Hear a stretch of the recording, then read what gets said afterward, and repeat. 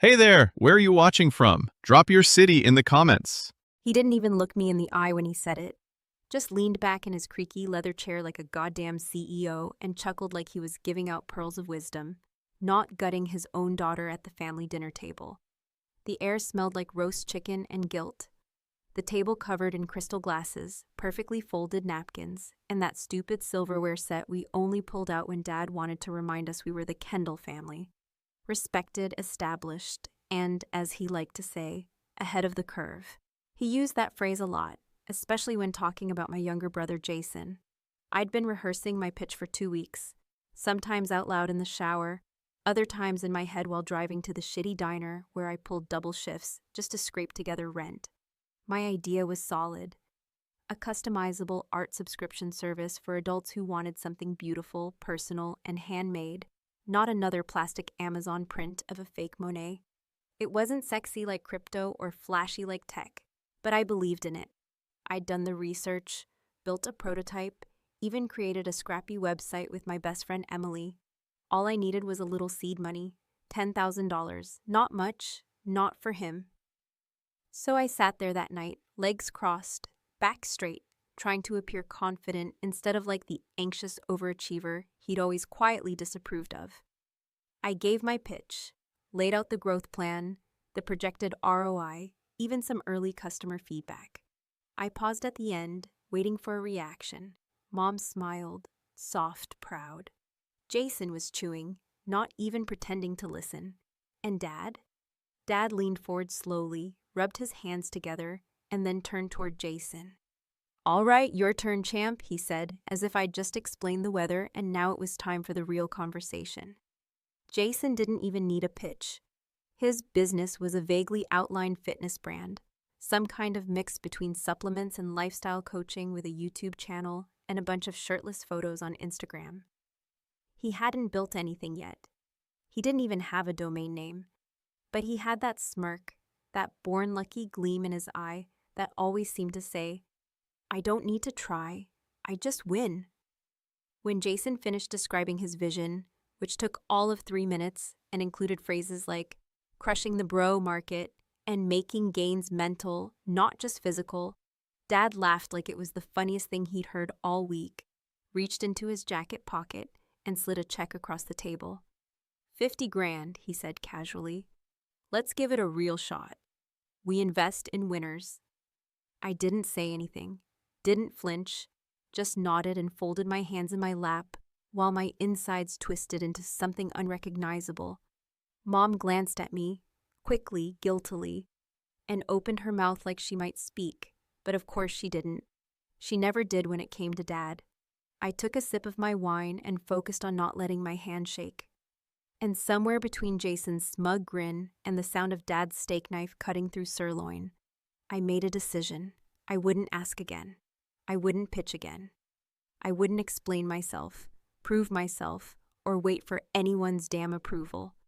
That night, I drove home, tore my rejection letter from a notepad, and wrote his words in big black Sharpie. "We only invest in winners." I stuck it to my fridge. And every morning after that, for over 1,000 days, I stared at that sentence while making coffee in a kitchen. With peeling cabinets and a flickering light bulb, I stared at it while I packed art kits by hand, while I wrote emails to influencers, while I cried from exhaustion in the bathroom at work, muffling the sound with a towel.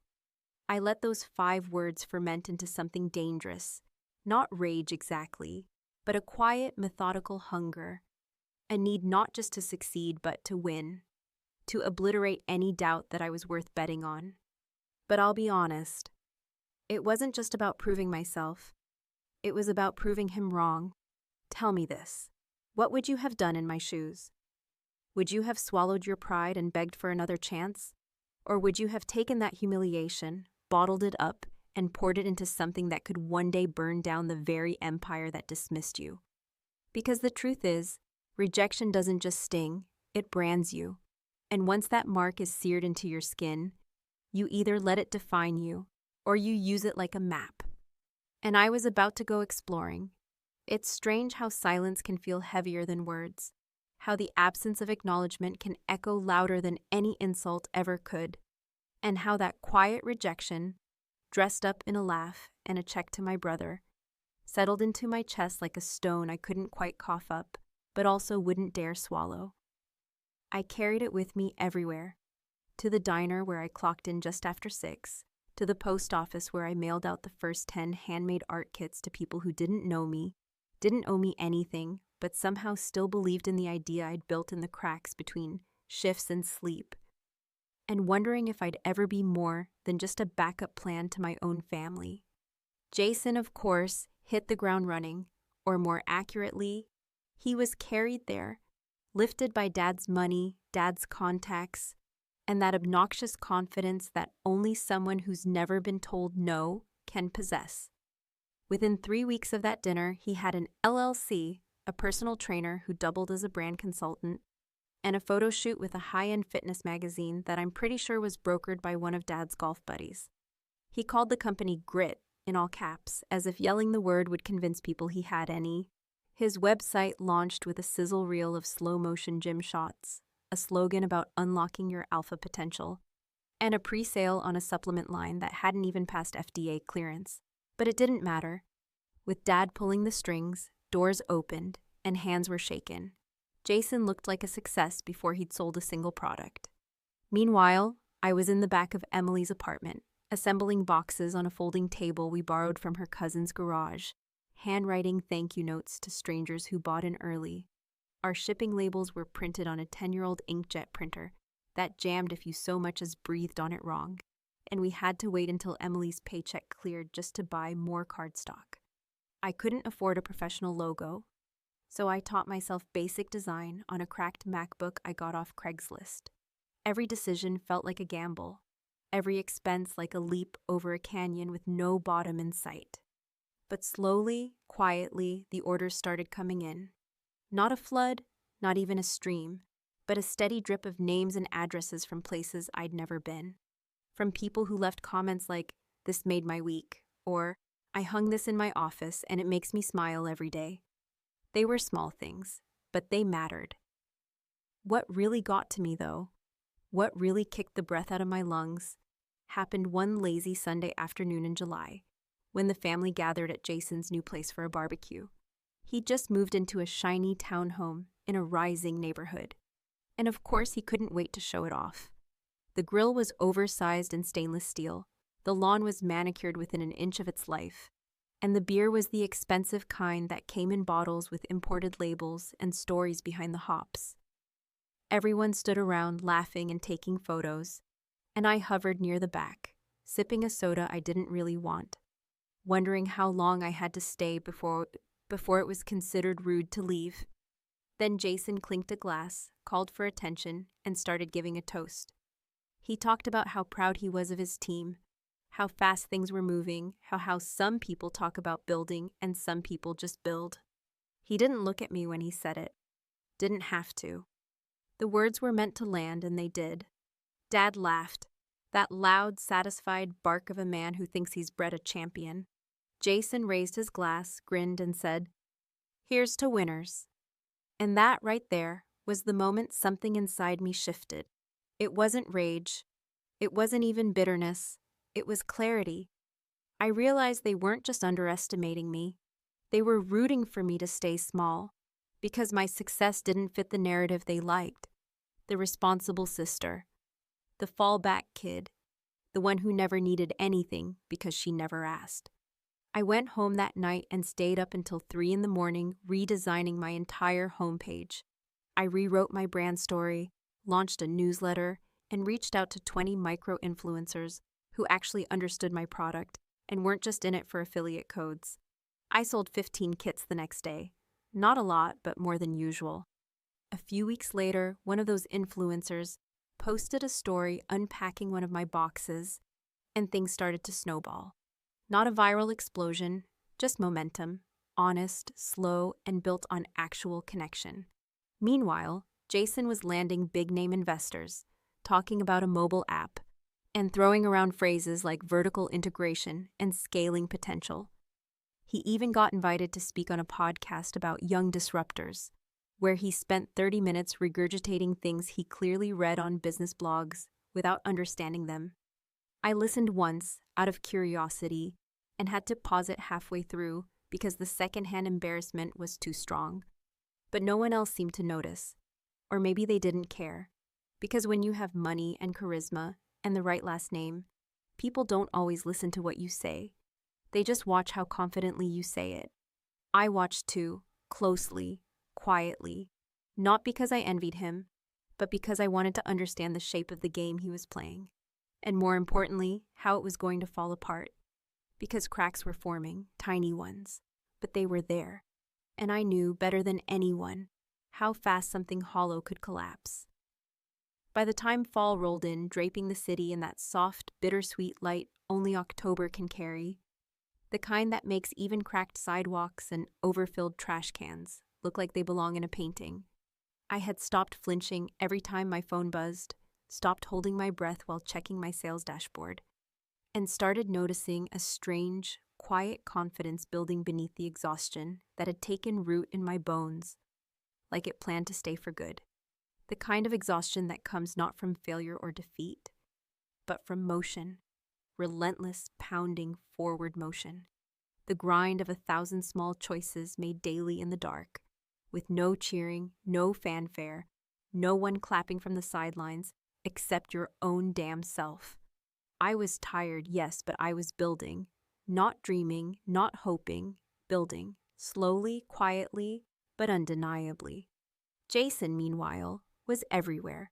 Or at least that's what it looked like from the curated storm of press clips, glossy Instagram posts, and LinkedIn updates he pumped out like his reputation depended on them, which I was beginning to realize it very much did.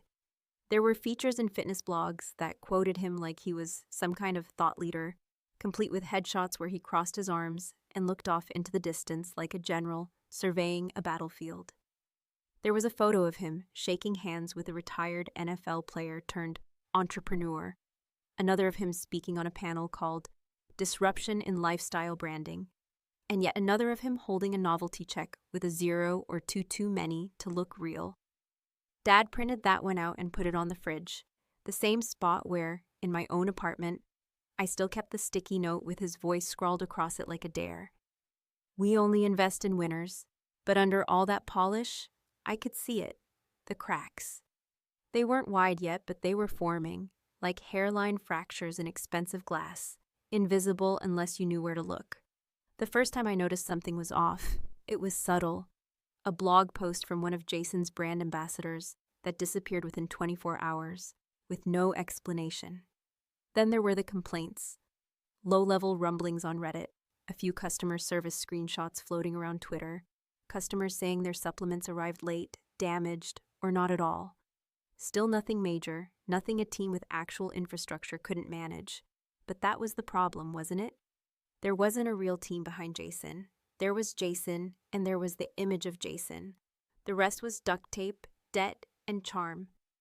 While he chased spotlight and scale, I stayed small and sharp. I reinvested every spare dollar back into the business. Better packaging, new product lines, a streamlined checkout process that actually worked. I partnered with a local warehouse to take over fulfillment, freeing up hours each week I used to spend stuffing boxes and licking envelopes until my tongue went numb. I stopped trying to compete with the noise and leaned into what made my little shop different. That each piece of art was unique, that every customer mattered, that no one would ever feel like just another invoice in my world.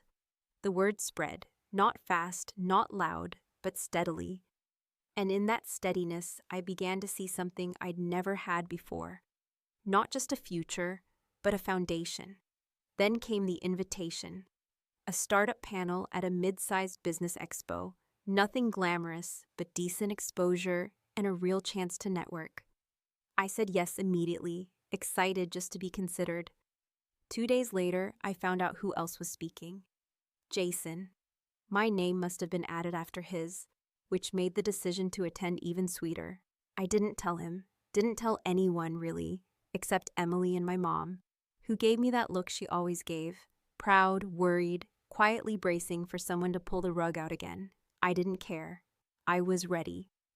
Not because I had anything to prove, but because I finally didn't. That was the difference. The panel was held in a stuffy conference room at a suburban hotel that smelled like carpet cleaner and corporate ambition. I wore a simple black dress and boots I bought secondhand, but polished until they shined. Jason wore a tailored blazer and a watch that probably cost more than my entire inventory. He didn't notice me at first, not until the moderator said our names one after the other, and then he turned, eyebrows raised, lips twitching into that smile that had never meant anything good. I could feel his surprise. Not that I was there, but that I belonged there. That someone else had decided I was worth a seat at the table. That I hadn't disappeared or collapsed like he expected, but had somehow grown stronger in the shadows he left behind. He went first, talking about scaling and disruption and consumer funnels. His voice smooth but flat, like he was reading cue cards inside his skull. When it was my turn, I didn't try to sound smart. I just told the truth.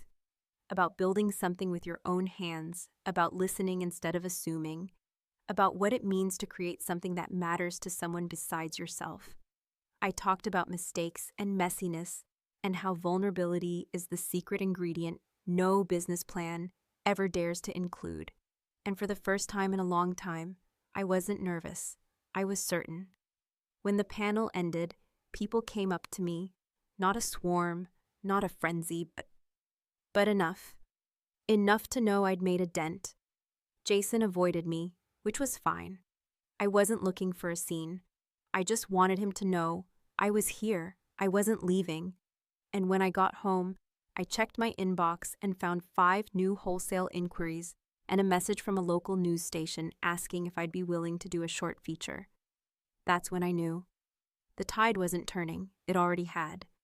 There's a certain quiet, almost imperceptible moment when a facade begins to crack. Not the dramatic kind where everything shatters at once and the world gasps in unison, but a subtler collapse. The kind that begins with a shift in tone, a stumble in confidence, or a single word that lands with a thud instead of applause. That was the moment I witnessed from across the stage, when Jason stood there, gripping the mic just a little tighter than necessary. His rehearsed charm starting to falter beneath the soft weight of unspoken doubt hanging in the air, like he was suddenly aware, for the first time, that not everyone in the room was convinced. We hadn't spoken in weeks since the startup panel where I quietly outshone him, not with polish or jargon, but with truth. And now, just a few weeks later, we found ourselves thrown together again at a larger regional event. One of those business expos where everyone's pretending they're 5 minutes away from being acquired by Amazon, and every second person is an entrepreneur trying to sell you a dream scribbled on the back of a cocktail napkin. The irony, of course, was that this time, I hadn't been added as an afterthought. I was one of the featured speakers. My name was on the flyer. My booth had a line. My products were selling. Real sales, real customers, real money. Jason was still in the game, but the shine was dimming. And somewhere in that over-polished smile of his, I could tell he knew it. The event itself was a blur of conversations, handshakes, free tote bags, and bad coffee. I spent most of the day answering questions, demoing my kits, and listening to people tell me how they'd been meaning to start something creative too. The same way people talk about learning guitar or finally reading that novel on their nightstand. There was a genuine energy to it though, a hunger for something real, and for the first time I felt like I wasn't just selling a product, I was offering a kind of permission. Jason's booth, just 3 aisles down, had all the bells and whistles. Massive banners with his face on them, free protein bar samples, and a ring light setup for live stream Q&As that mostly just looked like him. Talking into a phone that no one was really watching. His team, all 20-something guys in matching polos, looked exhausted already. And it wasn't even noon. The vibe was off. That confidence he used to carry like cologne now smelled a little more like desperation. But the real unraveling began during the afternoon panel titled Scaling Authentically in a Crowded Market, which ironically was something Jason had no experience with. He scaled fast, hard, and loudly, but authenticity was never part of the pitch. I sat 2 chairs down from him, sipping water and listening while he spoke first, trotting out the same buzzwords he always used. Branding synergy, disruption, multi-platform optimization. He smiled through it, but I could hear the edge in his voice, like someone treading water in a suit. The audience, small business owners, creatives, real people, wasn't buying it. Their eyes darted, some glanced at their phones, a few even whispered to each other. That was the punch he didn't see coming. Then it was my turn. I didn't talk about numbers. I talked about building something for people who feel invisible. I spoke about the fear of starting, the shame of failing, and the strange, stubborn joy of making something with your own two hands. I shared a story about a customer, a widowed teacher, who told me my kit got her through a lonely winter. I didn't cry, but my voice cracked just enough, and the room got quiet. Not the kind of quiet that waits to move on, but the kind that leans in. When I finished, they clapped, not wildly, but warmly. And when I stepped down, people followed. Jason didn't say a word as I passed him backstage. He just watched me with that tight-lipped expression Dad used to wear whenever he didn't know how to respond. Not angry, not even embarrassed, just surprised, like somehow I'd rewritten the rules without asking. Later that evening, long after the panels were over and most of the booths had been packed up, I found myself alone in the hallway by the vending machines, waiting for an Uber. Jason walked by, stopped, and for a moment I thought he might say something normal, something human. Instead, he laughed softly, shook his head, and said, "You're really enjoying this, huh?" I looked at him, tired but steady, and said, "No, I'm surviving it. There's a difference." He scoffed and turned away, but not before I saw it, the flicker, that tiny, fractured edge in his gaze where certainty used to be. And I knew then, with quiet certainty, that his story was no longer inevitable, that the fall was no longer an if, but a when. 3 days later, I got the message from Emily while I was packing an order, a screenshot from a business news site, headline bold and brutal at the top of the page. Grit supplements files for bankruptcy after internal financial audit. Below it, a grainy photo of Jason, unsmiling, flanked by 2 lawyers, looking smaller than I'd ever seen him. I didn't cheer. I didn't laugh. I just stared at the screen, that familiar stone rising again in my chest. Not heavy this time, not sharp, but strangely hollow. Because even when you expect the punch, even when you train for it, part of you still wonders what it might feel like when it finally lands. And sometimes, revenge doesn't taste sweet. It tastes quiet. There's a peculiar kind of stillness that settles over you when you've reached the place you once thought was unreachable. Not the fireworks and fanfare version we're sold in movies, where violins swell and the credits roll in gold, but something quieter, sharper, and strangely lonely, like standing on the rooftop of a building you built yourself brick by brick, only to realize you're the only one there to admire the view. That was the space I occupied the morning my story aired on the local news, a short feature on a segment they called Makers That Matter, where they highlighted local businesses that were doing something different, something heartfelt, something that refused to be mass-produced or swallowed by trends. It wasn't national exposure, it wasn't Forbes or TechCrunch, but it was real. It was earned. And it felt in a way that I hadn't anticipated, like both a victory and a eulogy. The segment showed my workshop, clean, humble, filled with color and texture, and my face, tired but proud, talking about how rejection can be a beginning if you know how to hold it right.